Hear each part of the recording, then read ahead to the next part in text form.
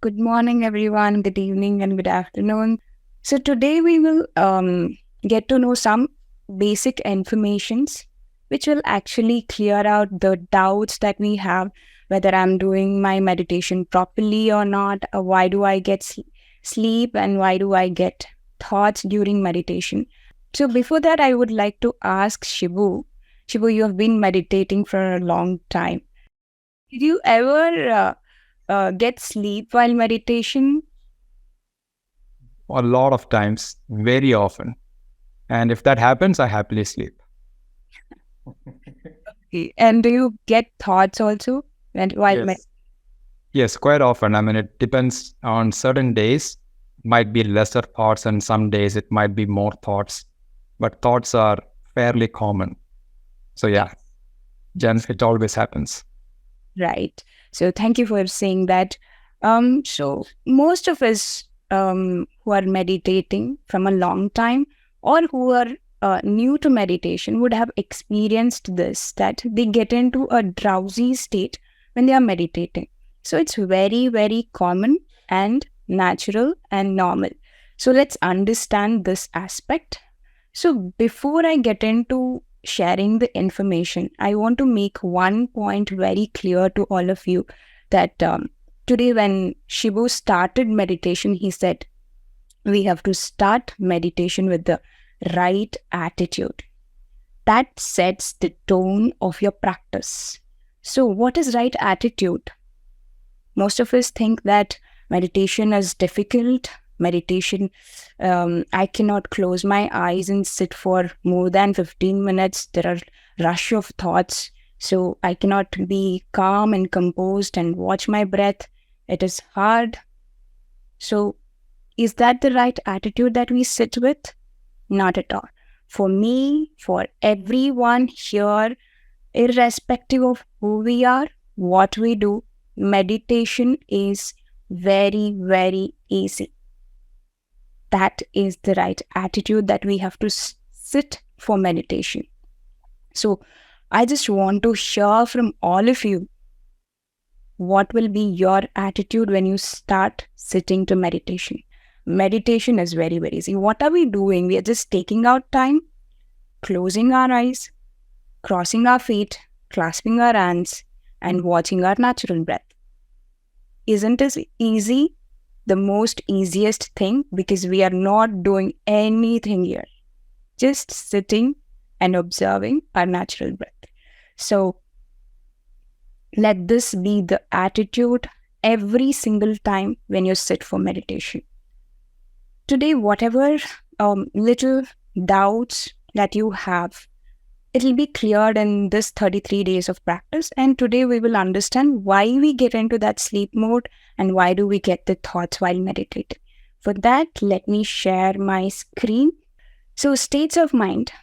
Let's discover the science behind brainwaves and meditation. Just like how our heart beats, the brain also beats in different frequencies. So, the brain frequency is measured with an instrument called EEG, electroencephalograph, which was discovered by a scientist named Hans Berger. So when he first discovered this instrument, he got to know that there are basically 4 different frequencies of the brain which is connected to different states of consciousnesses. So when he came up with the EEG, he saw that brain will have different frequency from delta, theta, alpha, and beta. The gamma, which is the 5th wave, is the recently discovered one. So here you can see that a monk who has been connected to the electrodes, a lot of electrodes to his scalp, and that is actually the EEG instrument. So when we measure the brain waves, basically it is classified into this chart. You can see this chart where gamma is the highest frequency one experiences and delta being the lowest frequency one experiences. And alpha is the middle order which we experience. So I'll come back to this and we'll discuss each one in detail.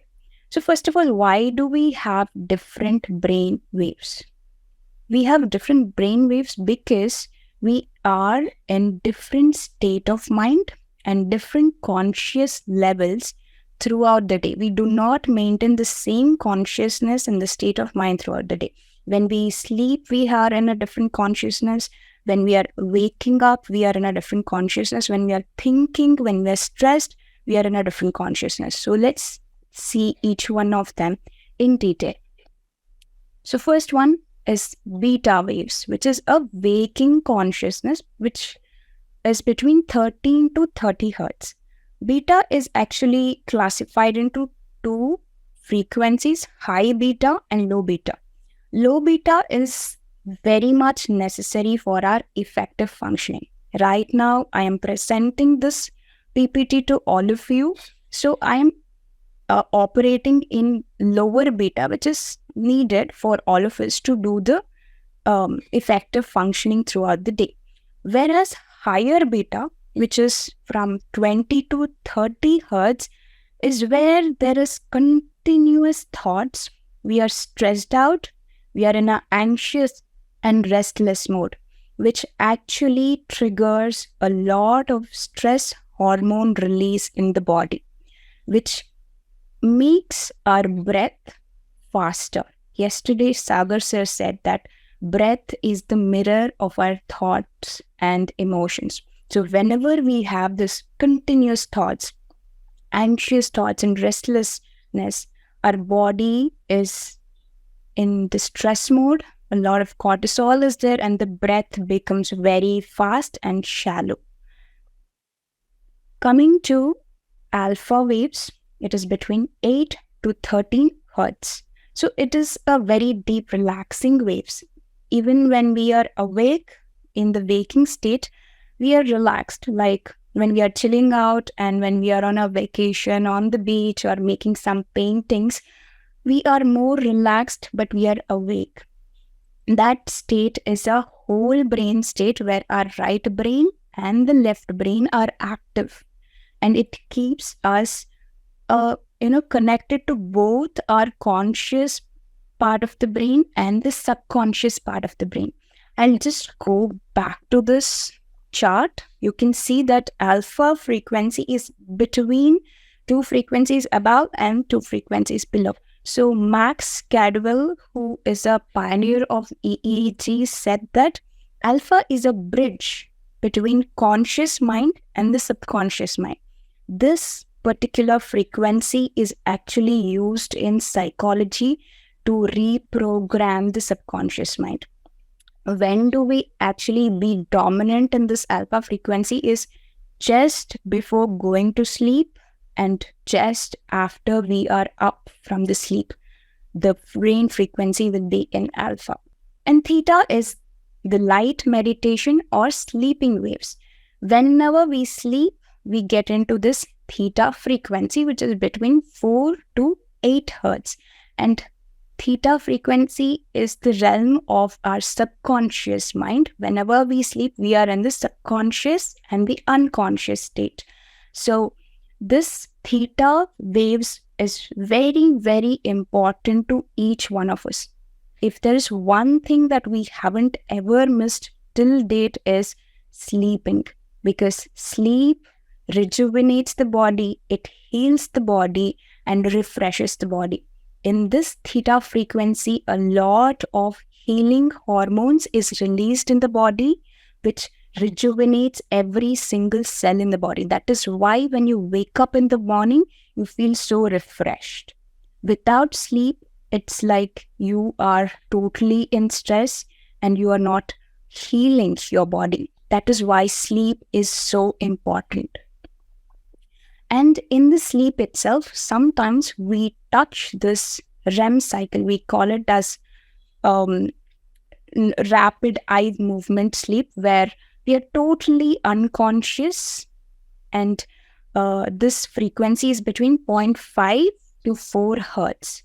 They say that the first brain frequency which is identified in the fetus is delta frequency.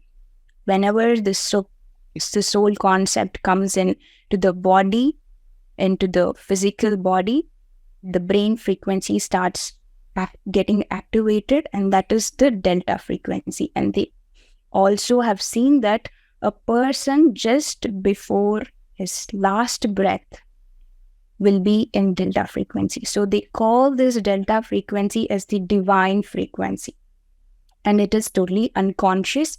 That is why they say that this is the gateway to the universal and collective unconscious.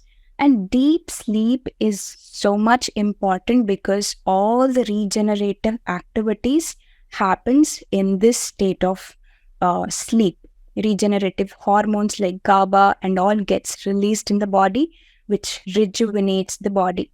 I have closely worked with people with schizophrenia, where they have very disturbed sleep and they don't touch delta waves at all, which actually damages their brainwaves.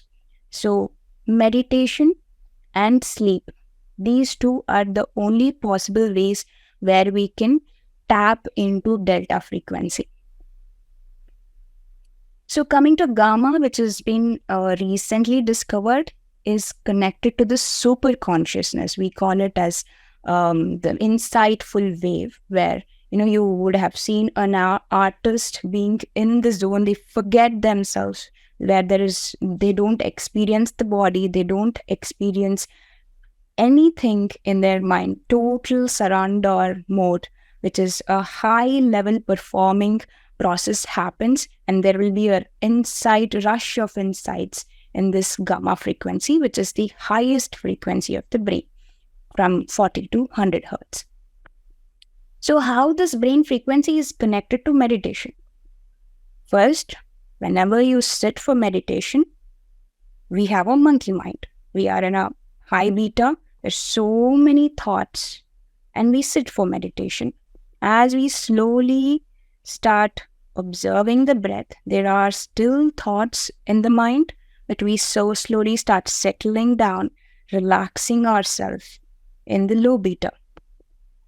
And as we relax into the body and get comfortable, we start feeling a sense of relaxation in every single cell of the body. That is when we are in the alpha frequency, where we have more focus towards the breath, and the number of thoughts becomes less in this state.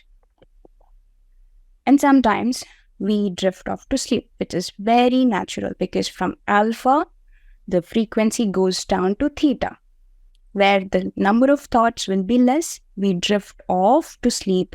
The brain frequency goes low because we are so relaxed, so comfortable, that our brain frequency gets lower and there are less thoughts.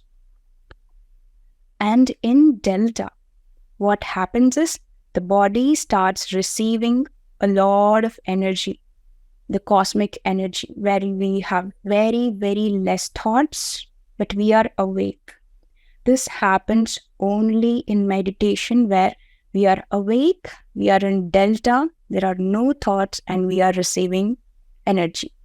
In sleep, we are not aware of this state, but in the meditation, we are very much aware, and we receive a lot of cosmic energy, which is very, very rejuvenating. And then after crossing the delta, we get into the gamma, where we have rush of insights. So just an overview. High beta, we sit with a monkey mind. In the low beta, we will have continuous thoughts. As we settle down, when we focus more on the breath, when we have more observation towards the breath, the thoughts gets lesser, and then we drift off to sleep. We wake up, we are aware, and there is less thoughts. The energy flows, there is no mind, no body, and the rush of insights happen in the gamma. So this is what happens when we meditate.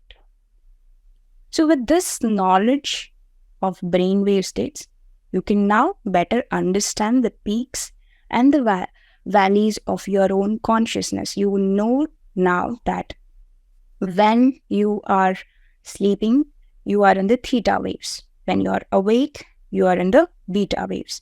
And when you are relaxed, you are in the alpha. And when you meditate, sleep is very common and very natural, which is absolutely okay. So this is the information that I wanted to share with all of you. So thank you so much. Yes. So what I would like to say is that this clears a lot of doubts for us that I'm getting sleep, I'm getting thoughts.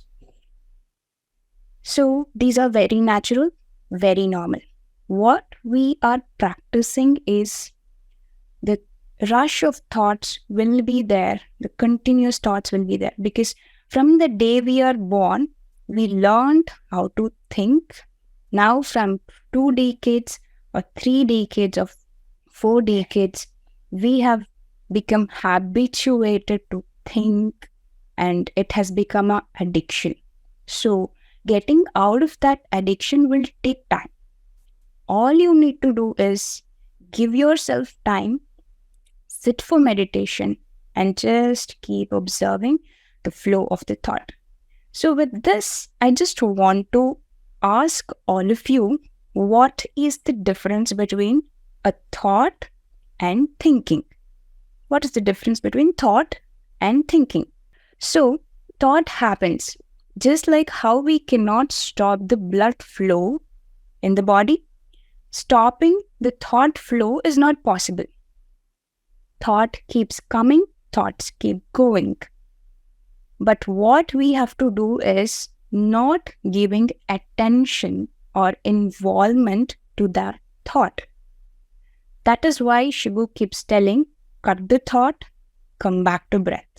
That's all we need to do. That is all the practice is all about. We are moving from a thinker to an observer. So what we are doing is not stopping the thought, but as we become more and more an observer, we start creating space between each thought. As that space increases, you are in that space consciousness and you are in that no mind state. So our practice is not to sit without having thoughts. It is all about creating more space between each thought. So I hope this helps in our practice. So thank you, Shibu. Thank you so much. So in this process, one last thing that I would like to tell is we get into a beautiful realization that, we realize that we are more ourselves when we are not thinking. When we get into that space consciousness, we are our natural, more real self. So you have taken out time to meditate and prioritize yourself. All that I would like to say is the next 33 days is all about just taking out time, sitting for meditation with the right attitude and being consistent with the practice. According to psychology, anything that we repeat for 40 days set the tone for that practice. First 21 days, it is all about breaking the old patterns, and the next 19 days is all about setting the right intention and setting our body and mind into the practice. So you all have this 33 days to come and meditate with the group. So make the most of this opportunity. Thank you. Again, thank you so much, Pruthvi. Meanwhile, Pruthvi, you're from a science background, and you are a researcher. I'm fascinated to know, how did you get into meditation? Okay, that's a good question because science and books brought me into meditation. Because first I heard about meditation. I heard that meditation will help in healing the body, which attracted me towards the meditation. I researched about this research topics because I wanted a scientific perspective towards the practice. So I understood what happens in meditation. And then what I did was I started advising my mother to practice it because she had some health issues. But I was not practicing, which didn't work because I was only advising her to practice. This is what we do. We think that, okay, this helps her, so she should be doing it. Then I realized it is not that it just only heals our body, first of all. It makes us more comfortable to be who we are. So, to accept the fact that my mom is not taking my advice, I had to start meditation. I started meditating and saw a lot of changes in my own health where I was having a lot of issues with my immunity, skin, and all. So, which really helped me to heal. And after that, I didn't call my mother to meditate. She saw me meditating and she came and sat with me to meditate. So that's how meditation happened to me. And meditation then brought me into spirituality. So from science, I came into spirituality because I understood meditation is not just for healing, but it is more beyond that. It's funny how we start connecting to ourselves, how so many things changes around us, right? The whole thing changes. Just the clarity. Thank you so much for that, Pruthvi. Meanwhile, we do have a couple questions. And again, there are some folks who are asking about thinking and the thought, Pruthvi. What is the difference? So from your perspective, can you explain that one more time? Because I'm seeing a few questions on that. Yeah, thought and thinking. The only difference is thought plus attention gives rise to thinking. If we put our attention towards a thought, we energize that thought and it becomes thinking, which takes our energy into that thought. So all that we need to do is the thoughts keep coming like clouds. We just have to watch it coming and we just have to let go of it. Not give our attention towards that thought and make it a thinking process. So we are not doing anything here. It is totally a non-doing process. Just see and come back. That's all. So difference between a thought and thinking is the added attention towards the thought. My question is, when we focus on the breath, what I've seen is the breath starts reducing, and a stage comes when there is no breath. So that sometimes the breath stops at all, and so what is going like? Should we continue? And I've seen suffocation happens when that happens. It goes into that stage. So should we discontinue, or what we should do in that stage? That's actually a very normal experience because the subtler the mind gets, the subtler the breath also becomes. So as the mind activity goes lower, the breath also becomes subtle. There will be a point where you don't experience the breathing. That is absolutely fine.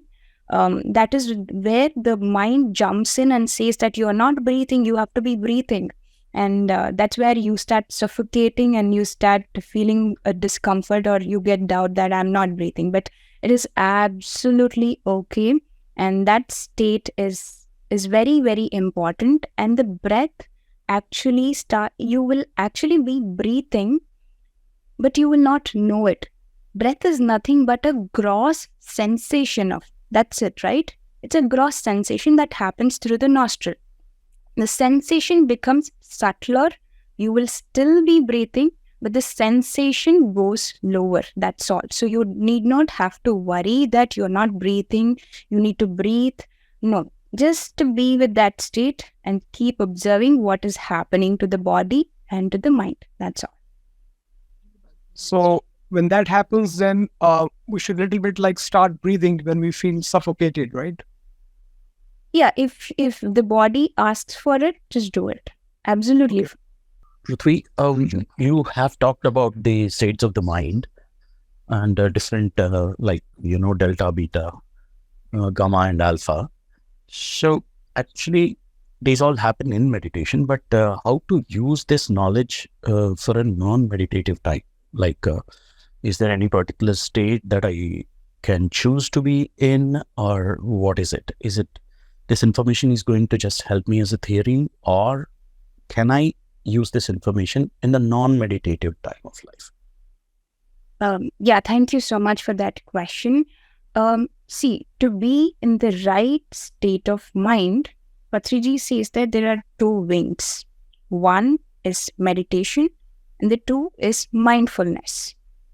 So, first comes meditation, where we practice to be observer more than a thinker. So, the practice is all to become an observer. And once you're out of meditation, once your eyes are open, you get into your regular activities of the day, you should practice mindfulness. So both the practices go hand in hand. So mindfulness is all about being more present. Presence is when there is no background commentary running in the mind. There is no past thinking, there is no future thinking. You're just present, you're totally aware and involved in what you are doing. For that, one has to be in an observation mode so that the person will know what they are speaking, what they are thinking, and what they are doing. So, today, what has happened is most of us in this world are living in a stimulative environment where the environment is triggering what we have to speak, what we have to think, and what we have to do. But meditation and mindfulness alone can help us to take that control back and be conscious about what we speak, what we think, and what we do. That sets the right state of mind to be throughout the day. Is that an alpha state, or what state is it when I am conscious and of everything that I'm trying to do? Yes, when a research was done with the set of successful people in every area, almost they took around 56 people who were successful in every area of their life, and they studied this brain frequency, and they saw that throughout the day, the dominant frequency that they were operating was alpha. Alpha is the state which brings us and puts us in the present, here and now, where we operate from both right brain and left brain. We have access to our analytical, logical thinking and intuition and our creativity. So we make right decisions, we are in the present moment, and we are operating in the alpha frequency. So during meditations, how can I, any tips for me to, any practice tips where after meditation I can continue to be in alpha state? Like, how should I meditate to continue to be in alpha state? Because that's the best state where I can get productivity, where I can be balanced emotionally, rationally, everything, right? The best state where I can operate from. So to keep that state throughout the day, what is it that I need to do in meditation, during meditation? Any tips? During meditation, it is the simple process. Meditation is just to sit and watch the natural breath, where we are strengthening the observer in us. So the more we become observer, we can, after meditation, we can be detached from our thoughts, actions, and speech and see things from a whole perspective and be in the right state. So every time, whenever there is a thought, we come back to breath. So we are exercising the part of the brain which is actually doing the activity of attention. So the more we focus and come back to the breath, we are strengthening the part of the brain which is responsible for attention. So the more we become observer, the attention part of the brain becomes stronger, where we are more focused and attentive throughout the day, where we are alert and conscious. one thing is when I started being a regular meditator, and I guess I started getting into that state of stillness where I don't have much thinking, and I started finding that my friends and colleagues started finding me a little odd. Like they started asking me questions like, what happened to you? Why are you being so quiet? Why are you not talking much? Is something wrong? When I am very much pleasant inside, people started asking negative questions. Like, is something wrong? Suddenly I got into a point like, is something going wrong with me because I'm a meditator now? Just help the new meditators with some tips on that, how to handle that. Yes. So, as I told you, we start creating more space. Space is more silent, is the silence. So, the more we create the space, we get into that silence, and we know that we should not be wasting our energy in unnecessary talks, unnecessary thoughts, and unnecessary actions. So, which makes us more conscious and more aware and more responsible being. So, that is absolutely fine. And that difference is actually a point where you will understand the meditation is working for you. So it's absolutely fine. And if you get such comments from your people around you, that's an appreciation, I would say. My question is related to delta waves, which you have mentioned. So normally when we go to the deeper into our meditation state, like we could feel the energy in our palms, sometimes chest area and all, right? So I could correlate myself that whatever you're saying is consciously we are aware that the cosmic energy we are receiving it. But the same thing, as you mentioned, may happen in during the deep sleep state as well. That is unconsciously we are receiving it, right? What is the difference? Like, how can I interpret? Both are same energy levels, but how to consider this? In meditation, we are in the no mind and no thought state where we experience bliss. This happens only in meditation. During sleep, we cannot experience this blissful state. And once we go to that natural state of the soul of our self, we will know that we are naturally blissful, joyful, and peaceful. We understand this state is within us. And this state, we can always choose to go back to this state even when we are not in meditation. This is the actual practice and spiritual practice, I would say, that one has to do. In meditation, we will experience this peace, this joy, and this bliss in this delta states. And we will understand all these natural states are within me. It is not outside. The happiness, the joy, and the peace will not depend on the outside. It is within me. And I can always choose to go back to that state. So that is the awareness and realization that we get when we meditate. When we are in meditation, how can we know whether we are in sleep or meditation? So when you drift off to sleep, you will definitely know that you're drowsing. You're not aware. And there will be a point where you wake up.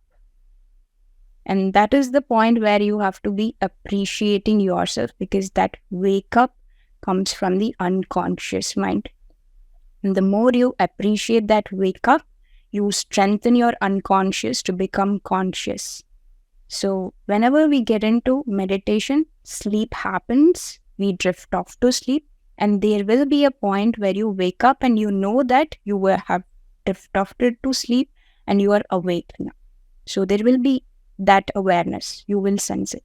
And somebody's asking about the area of research. I work as a pharmacist, and I'm interested to learn how meditation can help with mental health disorders. So the project that I was in was, we were working on schizophrenics, helping them to get into meditation. And through meditation, we were seeing, with the regular practice of meditation, we were studying their brain frequencies and seeing that in meditation, they were touching that delta frequency. And there was another group of team which worked on the gene expression of these schizophrenics. and saw how these hormones were triggered and it was helping them to heal. So instead of using medicines, a complementary therapies like these meditation and thought therapies, how they help is what I was working. While we are not meditating, sometimes we get anxious. How to come back to normal? Yes. So anxiety and restlessness has become quite common these days, especially with the younger generation, because of the stimulative environment that we are living in. One secret that has been helping me personally is whenever I'm anxious, I see how I am breathing, I see how my body is. So that body awareness and how my breath is will show me that I have too many thoughts, and it starts helping me to ease. So anxiety is something where humans have the ability to imagine. Anxiety is all about imagining the threat of the future and putting our body into the stress mode. So coming back to this present moment is the key. And how we come to the present moment is one thing that is happening only in this moment is this breath. So watch your breath and you will slowly start settling in the present.